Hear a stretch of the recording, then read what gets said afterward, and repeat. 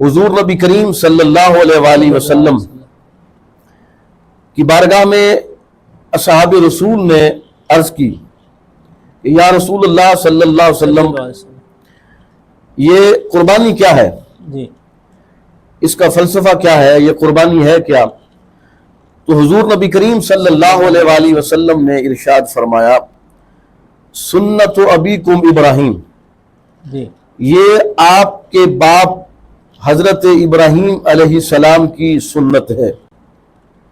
پھر دوبارہ اصحاب رسول نے عرض کی کہ فما لنا فیہا یا رسول اللہ صلی اللہ علیہ وسلم، ہمارے لیے اس میں کیا ہے؟ جی تو حضور نبی کریم صلی اللہ علیہ وآلہ وسلم نے ارشاد فرمایا کہ اللہ تبارک و تعالی قربانی کے جانور کے ہر بال کے بدلے نیکی عطا فرماتا ہے۔ سبحان اللہ۔ یعنی یہ بہت بڑا اجر ہے۔ صاف ظاہر قربانی کا جانور ہے، اس کی جو اون ہے جی اس پہ لاکھوں نہیں کروڑوں بال ہوتے ہیں، تو اللہ تبارک و تعالی ہر بال کے بدلے قربانی کرنے والے کو اللہ رب العزت نیکی عطا فرماتا ہے۔ سبحان اللہ۔ اور دوسری حدیث پاک، یعنی یہ جو میں آپ کے سامنے ملک صاحب احادیث بیان کر رہا ہوں یہ صحیح الاسناد ہے، اور صحاح ستہ کی معتبر ترین جو ہے نا کتابوں کے اندر یہ الحمدللہ یہ جی احادیث پاک جو میں آپ کے سامنے بیان کر رہا ہوں یہ موجود ہے۔ سنن ابن ماجہ، جامع ترمذی کو آپ، اور سنن ابو داؤد وغیرہ، اور بہت ساری چیزیں ایسی ہیں کہ جو یعنی مسائل کے حوالے سے وہ فتاوی عالمگیر کے اندر جو عالمگیری ہے، فتاوی عالمگیری، فتاوی قاضی خان کے اندر یہ بہت ساری چیزیں آپ کو یہ قربانی کے حوالے سے مسائل فضائل آپ کو مل سکتے ہیں، بہار شریعت کے اندر مل سکتے ہیں۔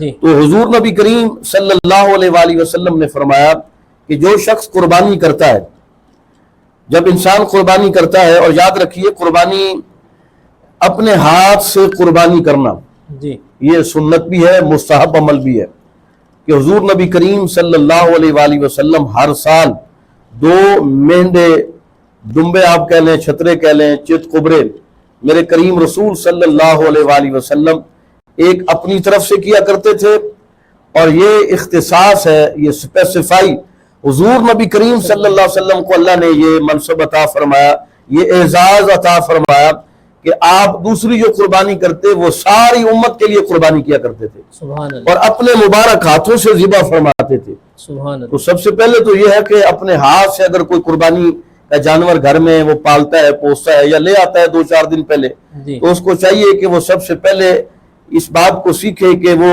اپنے ہاتھ سے اس کو ذبح کرے۔ اس میں زیادہ روحانیت ہے، اس میں زیادہ وہ جذبات کا اظہار اللہ کی راہ میں کہ دیکھو میں نے یہ جانور پالا پوسا ہے تو میں اب اسے اللہ کے حکم سے اللہ کی راہ میں قربان کرنے لگا ہوں۔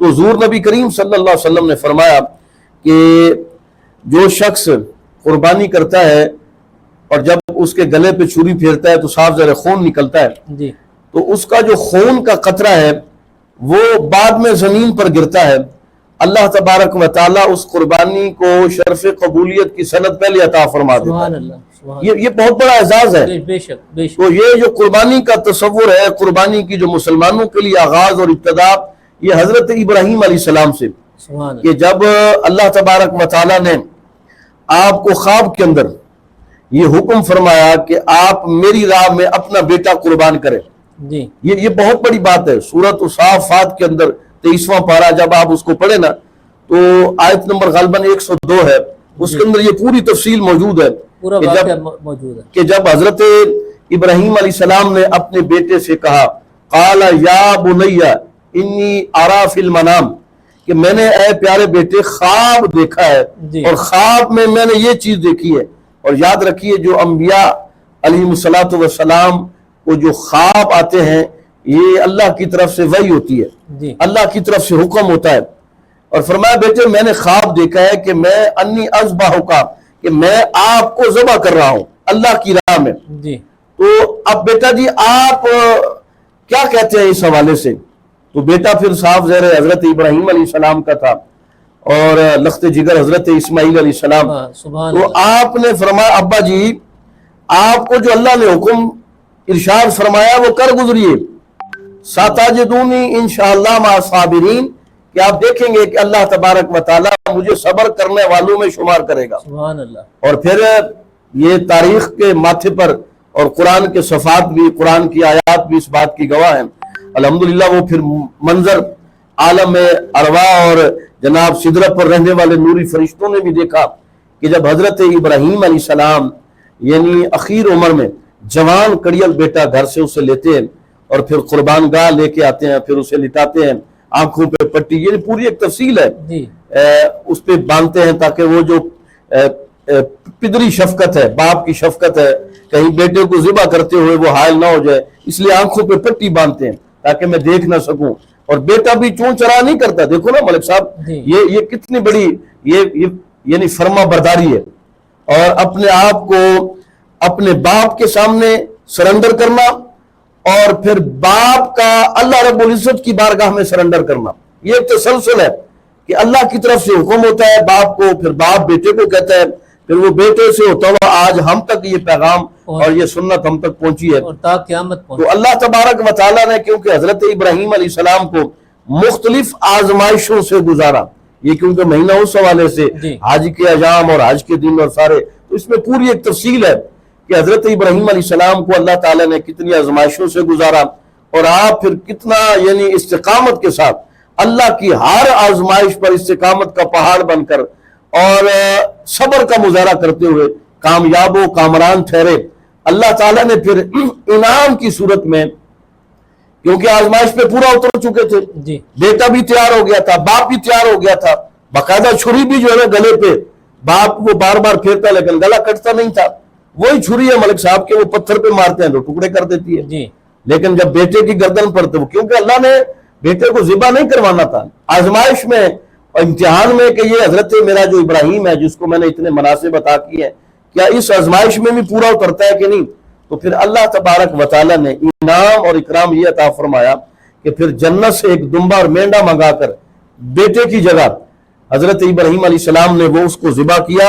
इसलिए करीम रसूल सल्लल्लाहु अलैहि वसल्लम ने फरमाया सुन्नत अबीकुम इब्राहीम, कि ये तुम्हारे बाप हजरत इब्राहीम अलैहिस्सलाम की सुन्नत है। और फिर इसको क़यामत तक अल्लाह रब्बुल इज्जत ने हजरत इब्राहीम अलैहिस्सलाम को ये एजाज, ये इनाम, ये अवार्ड और ये रिवार्ड अता फरमाया कि आपकी सुन्नत को सिर्फ 2, 4, 10 साल के लिए नहीं बल्कि क़यामत तक के आने वाले मुसलमानों के लिए इसको अमर कर दिया। अल्हम्दुलिल्लाह। मुफ्ती साहब बहुत खूब आपने सैर हासिल फरमाया।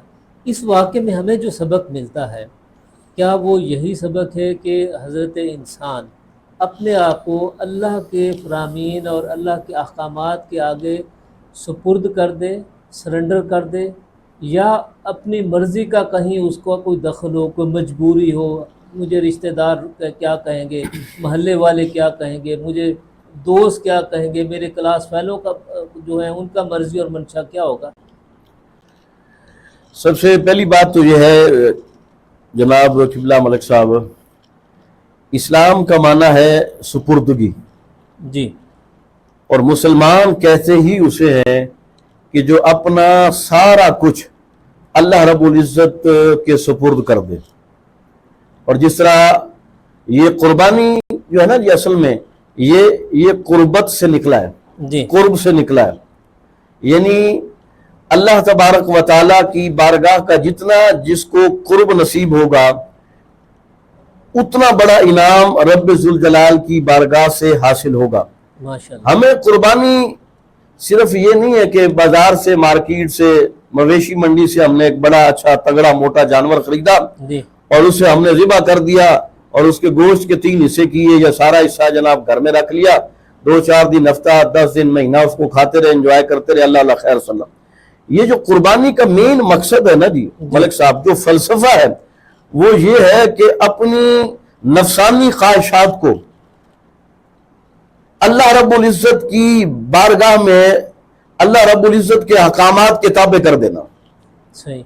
हर चीज को, ये नहीं है कि सिर्फ, अब देखो ना अल्लाह तबारक व तआला कुरान करीम सूरह अल बकरा के अंदर फरमाता है, यानी आगाज के अंदर आप पढ़े ना अगर, व मिम्मा रज़क़नाहुम युनफ़िक़ून, अल्लाह फरमा रहा है कि जो मैंने तुम्हें रिस्क दिया है, मेरे दिए गए रिस्क में से अल्लाह की राह में खर्च करो।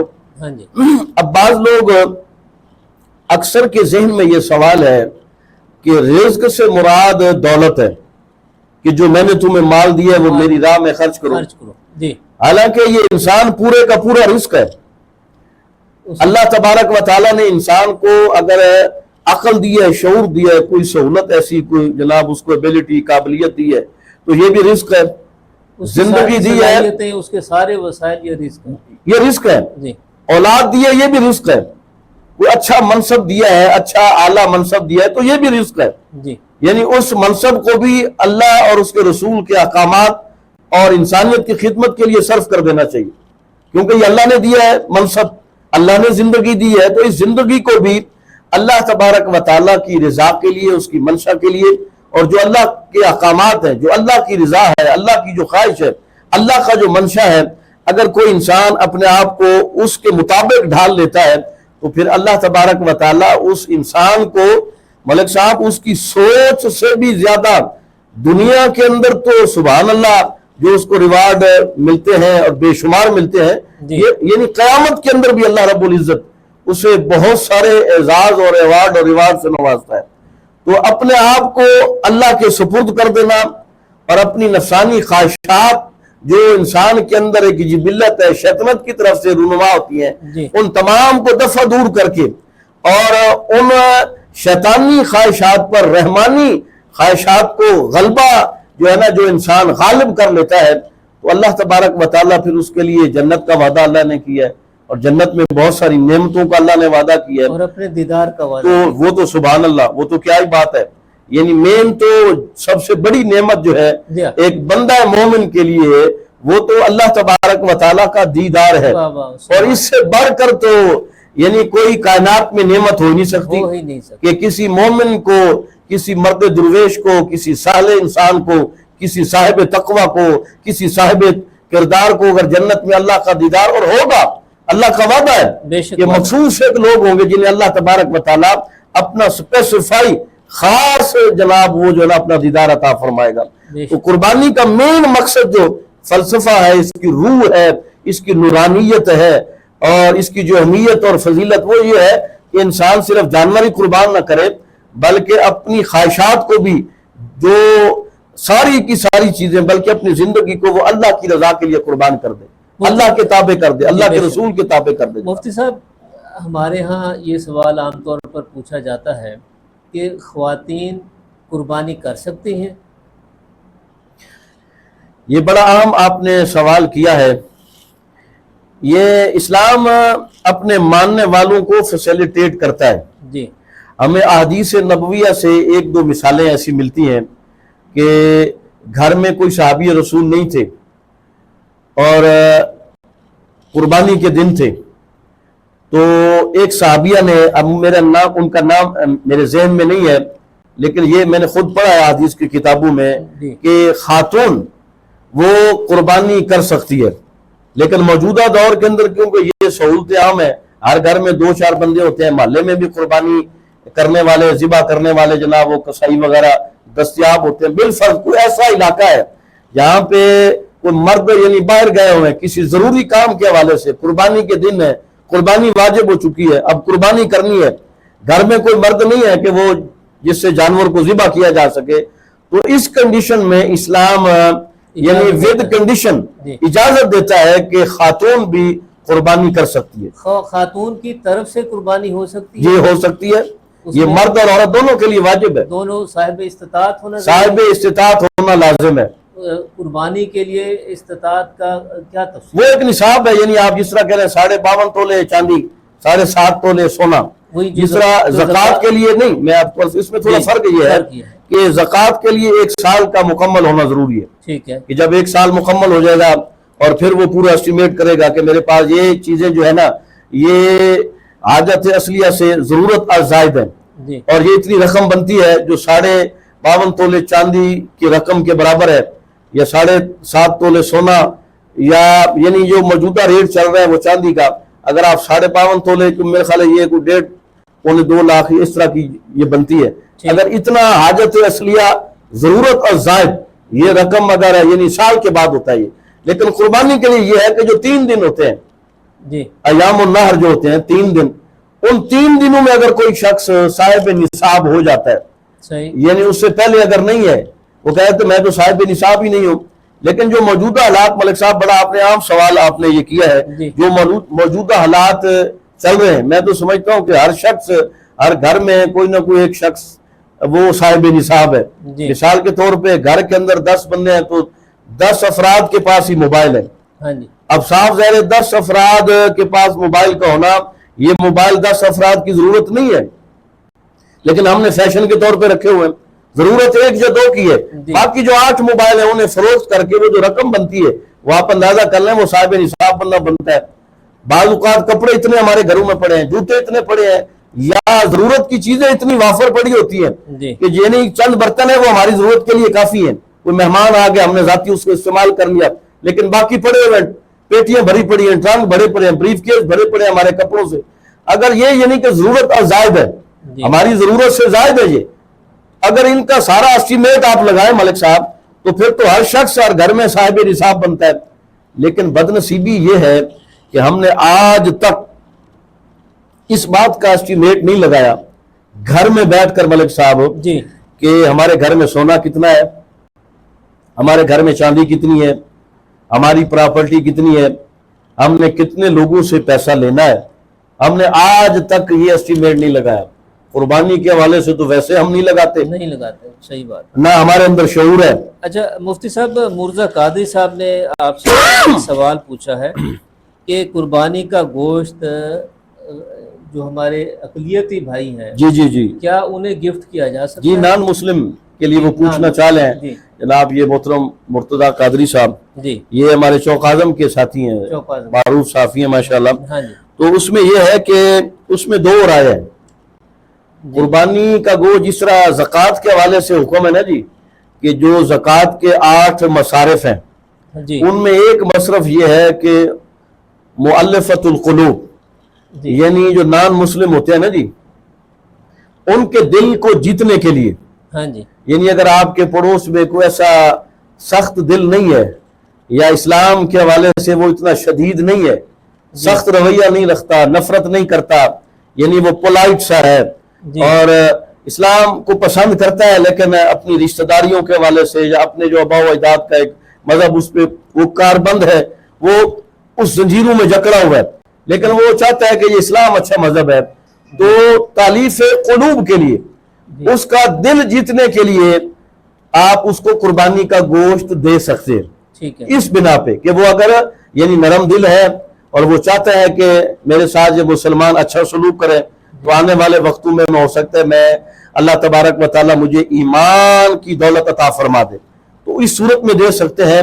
ادروائز کیونکہ یہ قربانی ایک اسلامک شاعر میں سے ایک اسلامک یہ جناب تہوار ہے اور یہ واجبات میں سے ایک واجب ہے، تو اس میں پرہیز ضروری ہے. یعنی 2 رائے میں نے عرض کی ہیں. جی. بعض فقہاء نے کہا کہ نہیں دے سکتے، بعض اس حوالے سے فرماتے ہیں کہ ان کا دل جیتنے کے لیے دے سکتے اگر وہ نرم ہے، اسلام کے حوالے سے نرم رویہ اختیار کرتے ہیں، نرم گوشہ رکھتے ہیں، تو آپ ان کو جناب دے سکتے ہیں تاکہ وہ آپ کے اس حسن اخلاق کی وجہ سے، حسن سلوک کی وجہ سے ایک وقت ایسا ہے کہ وہ کہے جناب کہ مجھے آپ کلمہ پڑھائیں اور مجھے اپنے دار اسلام میں داخل کریں. مفتی صاحب، قادری صاحب نے ایک اور سوال پوچھا ہے کہ قربانی کا بڑا جانور لے کر 5 حصے قربانی کر لیں اور اس میں عقیقہ کا بھی کوئی حصہ شامل جی قربانی کے جانور میں جو بڑا جانور ہوتا ہے نا جی، اونٹ گائے ہے، جی تو یہ کٹا ہے، بھینس ہے، آپ کیونکہ 7 حصے ہوتے ہیں تو 7 حصوں میں عقیقے کا جو ہے نا جی حصہ شامل کر سکتے ہیں، کیونکہ لڑکی کی طرف سے 1 حصہ ہے، یاد رکھ لیجیے، جی لڑکی کی طرف سے 1 حصہ، لڑکے کی طرف سے 2 حصے ہیں. جی لیکن اگر سپوز آپ اتنی افورڈ نہیں کر سکتے، یہ بھی اسلام نے دیکھو نا کتنا کمپنسیٹ کیا اپنے ماننے والوں کو، جی. کتنا فیسیلیٹیٹ کیا ہے کہ اگر آپ لڑکے والے جو ہے وہ 2 نہیں افورڈ کر سکتے تو لڑکے کی طرف سے 1 حصہ بھی قربانی کے جانور میں شامل کیا جا سکتا ہے، وہ جائز ہے، شریعت نے اجازت دی ہے. ٹھیک ہے. جی اچھا مفتی صاحب، انہوں نے ایک اور سوال بھی پوچھا ہے کہ جی آج کل حکومت پنجاب نے تجاوزات کو فوکس کیا ہوا ہے اور ہمارے ہاں مختلف مقامات پر اب بھی جو ہے تجاوزات موجود ہے، جس میں وہ ہسپتال کالج روڈ کا ذکر کر رہے ہیں، ہسپتال کے سامنے کا. تو یہ جو تجاوزات ہے اور تجاوزات کی آڑ میں بھتّے خوری ہو رہی ہے، کیا اس کی ہمارے ہاں دین میں، شریعت اخلاق میں، اسلام میں کوئی گنجائش ہے؟ اسلام تو ایک تجاوز جو راستہ روکنا ہے، جی میں عرض اور پھر کرتا اس ہوں، پہ بطخوری. جی اللہ اکبر، یعنی یہ ڈبل گناہ ہے. جی میں اس پہ عرض کرتا ہوں، سب سے پہلی بات تو یہ ہے کہ اسلام رستوں کی کشادگی کا حکم دیتا ہے جی کہ آپ اگر دیکھو نا اسلام کتنا یہ خوبصورت دین ہے ملک صاحب. بے شک. اگر آپ جا رہے ہیں راستے میں روڑا پڑا ہوا ہے جی یا کوئی ایسی کوئی چیز لگی ہوئی ہے کہ جس سے یار کوئی ٹھیڈا لگے ٹھڈا لگے تو وہ گر جائے گا، اس کا نقصان ہوگا. ہاں جی تو اسلام کہتا ہے کہ اگر کوئی راہ چلتے ہوئے آپ کو روڑا نظر ہے، آپ اس کو ہٹا دیتے ہیں، تو اللہ تبارک و تعالیٰ آپ کی آئندہ آنے والی زندگی میں جتنی مشکلات روڑوں کی صورت میں، آپ کہہ لیں رکاوٹوں کی صورت میں، مشکلات کی صورت میں، سبحان اللہ تبارک و تعالیٰ اس چھوٹی سی نیکی کی وجہ سے سبحان اللہ تعالیٰ آئندہ آنے والی آپ کی زندگی کو آسان فرما دیتا ہے. بڑے رکاوٹوں کو اور دور یہ جو دیکھو نا یہ بد نصیبی ہے. اور میں یعنی صاف ظاہر ہے وہ جو ڈسٹرکٹ ہاسپٹل ہے جی اس کے سامنے ڈسٹرکٹ پریس کلب ہے، ڈسٹرکٹ وہاں ضلع لیا کے صحافی حضرات بیٹھتے ہیں. میرے خیال ہے یا تو وہاں بیٹھنے والے انہوں نے اپنے کانوں پہ کارڈ چڑھا رکھے ہیں، آنکھوں پر غفلت کی پٹی باندھ رکھی ہے کہ اگر کسی صحافی بھائی کو، کسی میرے محترم بھائی کو، میرے لیے سارے قابل احترام ہیں، جی اگر کسی اسکول کے باہر اگر کوئی چھوٹا سا کھوکھا نظر آ جاتا ہے تو وہ اس کو آپ بڑا اس کو جناب آپ ہائی لائٹ کرتے ہیں، اس کو جناب فلیش پوائنٹ اور حکمران جناب بالا سے، حکام بالا سے آپ کہتے ہیں جی اس طرف بھی نظر کریں. لیکن میں حیران ہوں کہ وہ کہتے ہیں چراغ تلے اندھیرا. ہاسپٹل جو ہے نا وہاں انسان آتا ہے یعنی کہ دکھوں کا مارا ہوا جی اور شدید زخمی، بیمار، بخار، لاغر، بوڑھے، اگر وہاں پہ بھی ناجائز تجاوزات ہیں تو پھر حکومت کہاں ہے، بیوروکریسی کہاں ہے، انتظامیہ کہاں ہے، اور وہ جو صحافی ہیں سامنے ماشاءاللہ جناب جمگٹا لگا رہتا ہے وہ کہاں ہے؟ میں تو آپ جتنے بھی صحافی ہیں میں تو سب کو ذمہ دار قرار دیتا ہوں کہ بھائی آپ کیوں نہیں آواز اٹھاتے، آپ صحیح فرما رہے ہیں. آپ کیوں نہیں آواز اٹھاتے؟ اور پھر وہ وہاں پہ جو بتھا خوری ہو رہی ہے، اللہ تعالیٰ مجھے معاف فرمائے، یہ تو شریعت میں حرام ہے. یعنی اگر آپ لقمہ حرام سے اپنی اولاد کی پرورش کر رہے ہیں تو میرا خیال ہے اس سوچ پہ تو جتنا میں افسوس کروں وہ کم ہے کہ ایک ناجائز تجاوزات ہے ان کو آپ نے وہاں پہ بٹھایا ہوا ہے اور پھر وہاں سے آپ بتہ لیتے ہیں اور پھر اس بچے کو آپ مختلف لوگوں میں تقسیم کرتے ہیں. جس طرح آپ فرما رہے ہیں کہ اس طرح کا ہے وہاں پہ سین، تو یہ تو بڑی افسوسناک بات ہے. تو انتظامیہ کو جناب وہ تو فوری ایکشن لینا چاہیے کہ وہاں جتنی بھی اپنا ناجائز تجاوزات ہیں ان کو فیسیلیٹیٹ کر کے وہ روڈ کم از کم ہسپتال کا جو روڈ ہے اس کو تو کھلا کر دے، کھلا کر دیں. ہر آنے والا جو ہے وہ سکون. اور میں آپ کو یہ بھی بتاؤں، ایک دفعہ مجھے کسی نے کہا تھا کہ وہ ایمبولینس کو ہمارے اپنا محلہ سے ہی گئی تھی اور پھر انہوں نے کہا جی وہاں یہاں سے تو بڑی تیزی کے ساتھ گئی لیکن ہاسپٹل کے سامنے وہاں پہ ریڑیاں اور معاملات اور یہ وہ سارا، تو وہاں پہ جا کے رک گئی. وہاں پہ کافی مسائل اور مشکلات جناب. تو یہ دیکھو نا اگر ایک انسان کی قیمتی جان ہے اگر ناجائز تجاوزات کی زد میں آ کر وہ ضائع ہو سکتی ہے تو اس کا ذمہ دار کون ہے؟ میں تو کہوں گا وہ ذمہ دار ہے جو بتھا دیتا ہے، یہ بڑا جن کی وما پر اور جن کے جناب وہ شے پر وہاں پہ لوگ بیٹھے ہوئے یہ تو 302 کا پرچہ تو ان کے خلاف ہونا چاہیے درد کہ بھئی تمہاری وجہ سے یہ سارا کچھ ہوا ہے. تو میں انتظامیہ سے بھی کہوں گا اور اپنے معزز و محترم اہل صحافت سے بھی گزارش کروں گا کہ خدا کے واسطے الفاظ کی حرمت کے امین بنیے اور قلم کی آبرو کی پہرہ داری کا صحیح جو ہے نا وہ چوکیداری کا حق ہے وہ ادا کیجئے. اور جہاں جہاں کوئی چیز ہے، صحافت کو تو مانا یہ ہے نا کہ جہاں کوئی ایسی چیز نظر آئے جس سے انسانیت کو تکلیف ہو رہی ہو تو وہ یہ بھی ایک دیکھو نا بہت بڑی قربانی ہے جی کہ اگر آپ اس سائٹ پہ یہ عمل کرتے ہیں تو اپنی نفسانی خواہش کو اور وہ جو حرص اور ہوس کی خواہش ہے اس کو قربان کرتے ہیں خدمت انسانیت پر کہ نہیں جی اب میں نے اب انشاءاللہ یہ کرنا ہے. تو یہ بھی ایک قربانی کا فلسفہ اور یہ قربانی کی روح ہے جناب. مفتی صاحب عام طور پہ ایک سوال کیا جاتا ہے جی جی کہ ہمارے ہاں ہر سال عید قربان کے موقع پہ لاکھوں کروڑوں اربوں روپے کے جانور خرید کر کے ذبح کیے جاتے ہیں اور قربانی کے نام پہ انہیں اللہ کی راہ میں یعنی کہ قربان کیا جاتا ہے اور قربان کیا جاتا جی ہے. جی جی جی بعض لوگ اس پہ یہ بات کہتے ہیں کہ قربانی کے جانور خرید کر کے گوشت بانٹنے کی بجائے آپ یہی پیسہ غریب رشتہ دار، غریب ہمسایہ، ضرورت مند ان کو دے دیں تاکہ وہ دوائی خرید لیں، تاکہ وہ اپنی ضرورتیں پوری کر لیں. جی جی جی اس بارے میں آپ کیا فرماتے ہیں اور اسلام کی کیا رائے ہے؟ میں سب سے پہلے تو اس عمدہ سوال پہ آپ کو خراج تحسین پیش کرتا ہوں. یہ وقت کی ضرورت ہے اور اس طرح کے شوشے، اس طرح کی شرلیاں، اس طرح کے پٹاخے، یہ خاص کر مستشرقین کی طرف سے جی اور وہ جو foreign paid, foreign made, foreign funded N G Os کے گماشتے اور یہود و ہنود کے سفارت خانوں کے بھاڑے پر پلنے والے جو بھینسیں اور بھینسیں ہوتی ہیں، ممی ڈیڈی، لبرل، سیکولر، لادین، ملحدین، یہ سوال قبلہ ان کی طرف سے خاص کر یہ حج کے ایام میں ترقی اور یہ آ جاتے ہیں سادہ الفاظ میں۔ رمضان، ہاں وہ آپ کہہ سکتے ہیں، لیکن میں تھوڑی ڈیٹیل کے تاکہ میرے سننے والوں کو پتہ چلے کہ یہ کون لوگ ہیں جی جو اس طرح کی شرلیاں پٹاخے چھوڑتے ہیں. ان نادانوں کو پتہ نہیں ہے کہ اب دیکھنا یہ جو سوال کرتے ہیں نا جی، یہ عالی شان بنگلوں میں، کوٹھیوں میں رہنے والے ہیں. ہر شخص کے پاس 2-2 4-4 لاکھ کا موبائل ہوتا ہے، جی ہر شخص کے پاس 2-2 4-4 کروڑ کی گاڑی ہوتی ہے.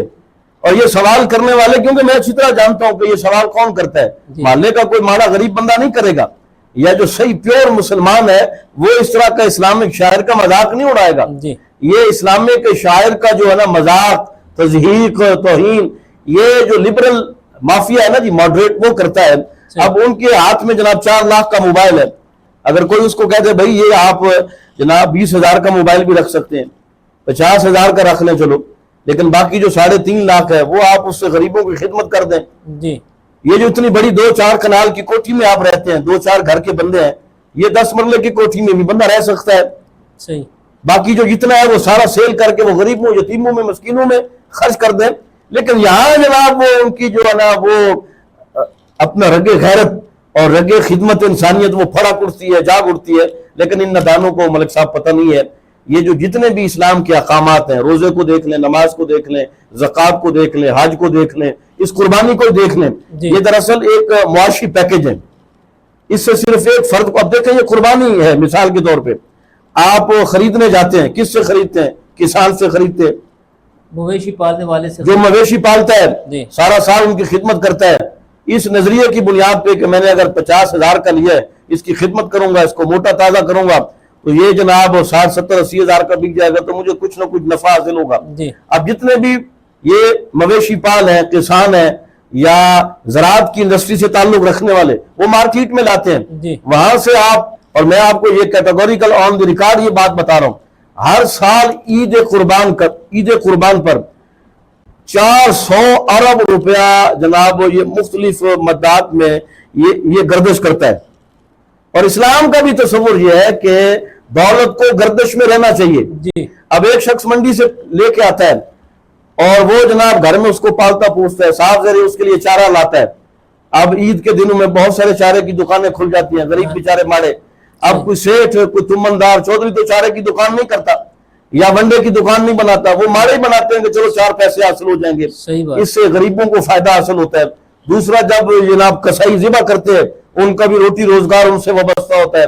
اور سب سے جو عام بات یہ ہے کہ وہ غریب جو سارا سال گوشت نہیں کھا سکتا، ملک صاحب، یہ جو اعتراض کرنے والے ہیں، مستشرقین ہیں، ملحدین ہیں، لبرل ہیں، لادین ہیں، سیکولر ذہن رکھنے والے ہیں، یہ تو سارا سال ہر روز 5 سٹار ہوٹلز میں جناب حرام خوری کرتے ہیں اور وہاں پر حرام کاری بھی کرتے ہیں. یعنی غریب کو تو سال کے بعد، اب دیکھیں نا اسلام کا تصور یہ قربانی کا کہ یہ ہے کہ چلو گوشت جب وہ قربان ہوتا ہے جانور محلے کے اندر یا کسی شہر کے اندر، تو وہ لوگ بانٹتے ہیں نا جی، 3 حصے کرتے ہیں. قربانی کا جو تصور ہے کہ قربانی کے جانور کے 3 حصے کیے جائیں، ایک حصہ اپنے کے لیے، ایک رشتہ داروں کے لیے، اور تیسرا حصہ غریب غربا لوگوں کے لیے. اب دیکھو وہ اس نے سارا گھر میں تو نہیں رکھا، اب وہ تقسیم ہو رہا ہے، وہ غریب کے گھر میں جا رہا ہے کہ جس کے سارا سال بچے گوشت کی خوشبو تک نہیں سینگ سکتے، جتنی مہنگائی ہے، لیکن 3-4 دنوں میں، ہفتہ 10 دنوں میں وہ جی بھر کے گوشت کھاتا ہے. تو یہ بھی ایک جناب اسلام کا تصور ہے کہ اپنے ماننے والوں کو جناب وہ اس نعمت سے بھی سرفراز فرماتا ہے. صحیح بات. تو یہ فضول سے سوال ہے. اور اس اہم موقع پہ اسلام نے اپنے غریبوں کو اور جو رشتہ دار ہیں انہیں اور عام افراد کو اپنی اس میں شامل حضرت میں نے وہی عرض کر رہا ہوں کہ قربانی کا جانور اس کے 3 حصے کیے جاتے ہیں جی، کہ ایک حصہ اپنے کے لیے رکھیں، اچھا ایک رشتہ داروں میں، ایک غریب غربا میں تقسیم کرتے ہیں. عید قربان کا جانور جی اور عید قربان کی خریداری جی کے لیے کیا آداب ہے؟ اس میں آداب یہ ہیں، سب سے پہلے تو آسان طریقہ افضل یہ ہے، اگر آپ کے پاس سہولت ہے जानवर को पालने की, जी घर बड़ा है या ऐसी जगह है कि जहाँ पे आप जानवर आसानी से रख सकें, तो आप 1 साल पहले ही उसको खरीद लें सही कि है। ये जनाब कुर्बानी का जानवर है, ये मैंने अगले साल जो कुर्बानी आएगी ये मैंने अल्लाह की राह में इसे कुर्बान करना है। लेकिन क्योंकि शहरदारी है तो पूरा साल कुर्बानी के जानवर को पालना बड़ा मुश्किल होता है। 2-4 दिन पहले ही बंदा जाता है और ईद वहाँ मवेशी मंडी से खरीद के लाता है। 2-4 दिन उसकी जनाब वो आओ भगत उसको पालता पोसता है, उसकी खिदमत करता है, अच्छा चारा अच्छी ग़िज़ा जो भी है उसकी फूड वो उसको देता है। और बड़ी नुमाइश भी हो और जाती है। उसमें मैं उस पे मैं आता हूँ, जी उसमें यह है कि जानवर मोटा ताज़ा होना चाहिए जी जो कुर्बानी के लिए आप खरीदते हैं, सेहतमंद होना चाहिए, फरबा जानवर होना चाहिए। और उसमें यह है कि ऊंट के लिए जी ये 5 साल का होना जरूरी है। ठीक है। ऊंट के लिए 5 साल की जो उम्र है उसके लिए 5 साल पूरे हो जाए उसके बाद उसकी कुर्बानी जायज है। सही। और गाय भैंस कट्टा बच्चा जो है उसके लिए अपना ये 2 साल, ठीक है। 2 साल उसके लिए उसका उम्र होना ये लाजिम है। बाज़ औक़ात ये होता है ना, हमारे बुजुर्ग भी फरमाते हैं कि दोंदा यानी 2 दांत वाला, अगर उसके 2 दांत हैं तो वो यानी कुर्बानी के लायक है, यानी ये एक शनाख्त के तौर पे। जी लेकिन अगर उसकी उम्र पूरी नहीं है, मिसाल के तौर पे 2-4 महीने रहते हैं यानी बड़ा जो जानवर है, तो फिर उसकी कुर्बानी नहीं होगी। लेकिन सबसे मेन शर्त ये है, नहीं वो मैं अर्ज करता हूँ, 2 साल वो है वो मेंढे के लिए, अच्छा, वो छतरे के लिए, दुम्बे के लिए, ठीक है। कि वो अगर यानी जिस तरह मैं आपको अर्ज कर रहा हूँ ना कि गाय के लिए, भैंस कट्टे बच्चे के लिए 2 साल का होना जरूरी है, यानी उसके 2 साल मुकम्मल हो जाए उसके बाद उसको फिर आप अल्लाह की राह में उसकी कुर्बानी कर सकते हैं। इस तरह छतरा है, बकरा है, दुम्बा है, मेंढा है, बकरी है, इसके लिए 1 साल का होना जरूरी है। लेकिन अगर कोई दुम्बा छतरा ऐसा है कि जिसको आपने अच्छी खासी खुराक खिलाई है, उसकी बेहतरीन खिदमत की है, वो देखने में दूर से लगता है किसी को कि नहीं माशाल्लाह ये 1 साल का है, तो शरीयत कहती है उसकी कुर्बानी भी जायज है। ये अगर 2-4 महीने कम भी है ना, लेकिन देखने में लगता है कि माशाल्लाह ये 1 साल का है, तो वो भी अल्लाह की राह में कुर्बान किया जा सकता है। लेकिन आजकल क्योंकि एक जो है ना ट्रेंड मवेशी मंडियों में हम देखते रहते हैं, मैंने पहले भी अर्ज किया कि कुर्बानी जो है ना, अल्लाह तबारक व तआला ने सूरह अल हज के अंदर वाज़ेह कैटेगोरिकल फरमा दिया कि लन यनालुल्लाहु लुहूमुहा वला दिमाउहा वलाकिन यनालुहु तक़वा मिनकुम। ये सूरह अल हज के अंदर अल्लाह तबारक व तआला ने कैटेगोरिकल फरमा दिया कि ये जो तुम्हारी कुर्बानी का गोश्त है ना जी, और ये जो तुम्हारी कुर्बानी का खून है, ये मेरे पास नहीं पहुंचता और ना मुझे इसकी जरूरत है। मेरे पास तुम्हारा तकवा पहुंचता है, वो जो तुम्हारे दिल के अंदर इरादा है, कैफियत है, तुम्हारे दिल के अंदर जो कैफियत है, तुम्हारे अंदर दिल के अंदर जो हुजूरी है, तुम्हारे दिल के अंदर जो सुरूर है, अल्लाह की राह में कोई चीज कुर्बान करने का जो जज्बा है, जो नेक नियती है, जो इखलास है। अब मैं किसी की नियत पे शक भी नहीं कर सकता कि अगर किसी ने कोई जानवर लिया है 10 लाख रुपए का, हालांकि 10 लाख से आप 3, 4, 5, 6 कुर्बानियां 10 कुर्बानियां कर सकते हैं जी। अगर आपने करनी है। देखो ना, कुर्बानी वाजिब है, आप एक कर दें बस ठीक है, वाजिब अदा हो गया, साहिब निसाब है, एक कुर्बानी की है बस वाजिब अदा हो गया। लेकिन हम क्योंकि वो जिस तरह इकबाल ने कहा था कि रह गई रस्म अज़ा रूह बिलाली न रही, फलसफा रह गया तलकीन गजाली न रही। यानी अब हमारे अंदर ये जो कुर्बानी का तस्वुर है, ये भी रस्मन है कि हम जानवर लाएंगे और उससे पूरा जनाब लोगों के अंदर। फिर सबसे बड़ी बात मलिक साहब, ये क्योंकि आपने सवाल कर दिया तो इससे बहुत सारी चीजें निकलती हैं। जब हम कुर्बानी का जानवर खरीद के आते हैं ना जी, तो सुनने वालों से भी मैं ये अर्ज करता हूँ कि वो भी जरा एहतियात करें। अब कोई जानवर मवेशी मंडी से लाते हैं, लिया शहर से, चौकाजम से, या आस पास के जहाँ कहीं भी कोई खरीदता है अपने शहरों में जानवर लाता है, तो वो 50 बंदों को बताता है रोजाना की बुनियाद पर कि ये मैं 5 लाख का लाया हूं, ये 6 लाख का लाया हूं, ये 10 लाख का मैंने जनाब मैं लाया हूं। और भाई हमें बताने का क्या फायदा है? और भाई तुम अगर लाए हो तो अल्लाह की रजा के लिए लाए हो, अल्लाह का कुर्ब हासिल करने के लिए लाए हो। लोगों को बताने का मकसद क्या है? लोगों को बताने का मकसद ये है कि लोग जी बड़ा सखी है, बड़ा चौधरी है जी, बड़ी वाह यानी वाह कराने के लिए। तो अल्लाह तबारक व तआला ऐसे, मैं आप किसी की नियत पे शक नहीं कर रहा, मैं ये कैटेगोरिकल कह रहा हूं نیتوں کا حال اللہ بہتر جانتا ہے، بے شک لیکن اللہ جو موجودہ حالات ہیں، جو ظاہری حالات کو ہم دیکھ کے وہ اخذ کرتے ہیں چیزیں. اچھا مفتی صاحب، کوئی ذخیرہ اندوز ہے، کوئی رشوت خور ہے، کوئی چور بازاری میں ملوث جی جی ہے، اس بارے میں آپ کیا کہتے ہیں؟ جی، حرام کے پیسوں سے کوئی نیک عمل جائز نہیں ہے، بس ٹو دی پوائنٹ. یعنی آپ حرام کے پیسوں سے مسجد بناتے ہیں وہ بھی ناقابل قبول ہے، حرام کے پیسوں سے حج کرتے ہیں وہ بھی آپ کے منہ پہ مارا جائے گا. حرام کے پیسوں سے، ذخیرہ اندوزی سے، ناجائز ذخیرہ اندوزی سے، یا رشوت سے، یا سود کے پیسوں سے، یا کسی کا مال دبا کر آپ حج کرتے ہیں. اب دیکھو نا کتنا بڑا رکن ہے جی یہ کتنا بڑا رکن ہے، فرض ہے صاحب استطاعت پر. جی اگر وہ یعنی اس کے پاس کافی کروڑوں روپے ہے، وہ کہتے ہیں جی میں حج کر لوں، لیکن ہے حرام کے، اللہ ماشاء اللہ. تو حرام کے پیسوں سے اللہ اپنا گھر قبول نہیں کرتا کہ میرا گھر پاک صاف ہے، مسجد ہے. دیکھو نا مسجد کتنا پاک صاف گھر ہے. جی زکوٰۃ کے پیسے وہاں نہیں لگا سکتے کیونکہ وہ پیسوں کا وہ محل ہوتا ہے. تو محل اللہ کا گھر اتنا پاک صاف ہے، اس لیے منع کیا گیا فقہاء نے، شریعت نے، کہ وہاں نہیں، وہ پاک صاف گھر ہے. تو اس گھر میں حرام کے پیسے کیسے لگ سکتے ہیں؟ اللہ کے گھر میں ہم جا رہے ہیں، بیت اللہ شریف، وہاں طواف کرنے کے لیے، وہاں پہ جناب میدان عرفات میں اور صفا مروہ، یہ سارے معاملات جو ایام حج میں ہوتے ہیں، الحمدللہ یہ ارکان سارے جو وہاں پہ، اگر حرام کے پیسوں سے اگر آپ احرام بھی باندھتے ہیں تو اللہ تبارک و تعالیٰ اگر آپ بیت اللہ شریف کا غلاف پکڑ کر بھی ننگا سر کر کے اور احرام کی حالت میں آپ رو رو کے ساری رات بھی دعائیں مانگتے رہیں، لیکن اندر حرام کا لقمہ ہے، تو اللہ تبارک و تعالیٰ آپ کی کوئی دعا بھی قبول نہیں کرے گا. اسی طرح قربانی ہے، حرام کے پیسوں سے قربانی جائز نہیں ہے، یہ کیٹاگوریکل شریعت کا حکم ہے. عبد الرحمن فریدی صاحب نے آپ سے پوچھا ہے کہ ہمارے ہاں اکثر لوگ قربانی کے جانور کی کھال اپنی بہن بیٹیوں کا حق سمجھ کر دیتے ہیں، اور دوسرا انہوں نے پوچھا ہے کہ اگر کسی نے قربانی کی نیت کی ہو لیکن وقت پر جانور نہ ملے تو کیا حکم ہے؟ اس میں صاف ظاہر ہے قربانی کے لیے ایام مقرر ہیں، اس کے اوقات بھی مقرر ہیں. اگر وہ وقت گزر جائے تو صاف ظاہر ہے اب اس نے نیت تو کی ہوئی ہے قضا ہوگی تو نہیں، قربانی اس قربانی کی قضا نہیں ہے. ٹھیک کہ آپ جناب روزہ آپ کا اگر مس ہو گیا، جی آپ سفر میں تھے یا بیمار تھے، تو پھر اس کی بعد میں قضا رکھ لیں. قربانی کے لیے یہ تصور نہیں ہے، اس لیے کہا ہے کہ اس کو اہتمام سے کرنا چاہیے. کافی دن آپ کے پاس ہوتے ہیں اور پوری دنیا کو پتہ ہوتا ہے قربانی کے دن شروع ہو چکے ہیں یا ایام حج اس میں قربانی ہونی ہے، تو آپ پہلے احتیاطاً اہتمام کر لیں. وقت جب گزر جائے تو پھر قربانی نہیں ہے. قربانی کے لیے وقت کا ہونا ضروری ہے، قربانی کے لیے مسلمان کا ہونا ضروری ہے، قربانی کے لیے مقیم ہونا ضروری ہے. مسافر پہ قربانی نہیں ہے.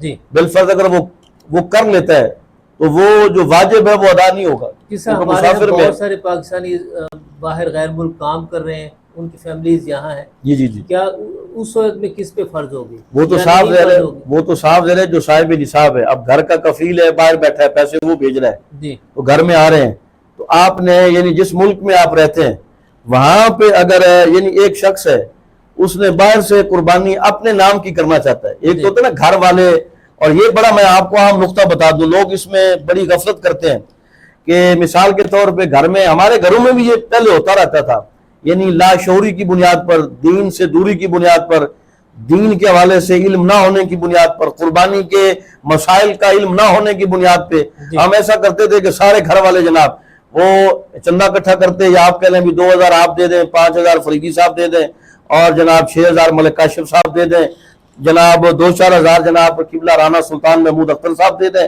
اور 2-4 ہزار جناب گھر میں جتنے افراد رہتے ہیں، مثال دے رہا ہوں میں آپ کو، وہ سارا اکٹھا کر کے بھی ایک قربانی کا جانور خرید لیتے ہیں، بس اس کو ذبح کر لیں گے، پھر وہ قربانی ادا ہوگی.